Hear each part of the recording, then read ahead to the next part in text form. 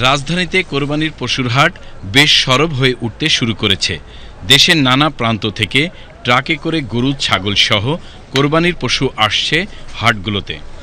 হাট কর্তৃপক্ষের নির্দেশনা অনুযায়ী নির্ধারিত স্থানে রাখা হচ্ছে পশুগুলো।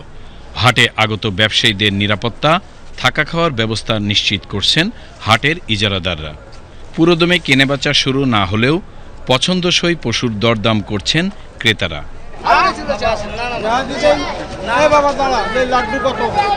গতবারের চেয়ে একটু বেশি মনে হচ্ছে আর কি, প্রাইসটা একটু বেশি মনে হচ্ছে। মোটামুটি 80-90 এর গরুগুলো 1,40,50-এর মধ্যে দাম চায় ফেলছে।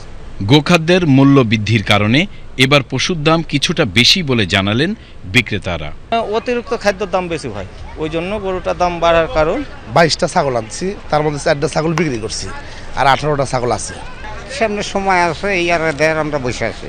হাটের ব্যবস্থা আলহামদুলিল্লাহ খুব পরিবেশ সার্বিক অবস্থা চমৎকার। আগামী 2-1 দিনের মধ্যে কোরবানির পশুর হাটগুলো জমে উঠবে বলে আশা করছেন ব্যবসায়ী সহ ক্রেতা সাধারণ। উজ্জ্বল আহমেদ, বাংলাদেশ টেলিভিশন, ঢাকা।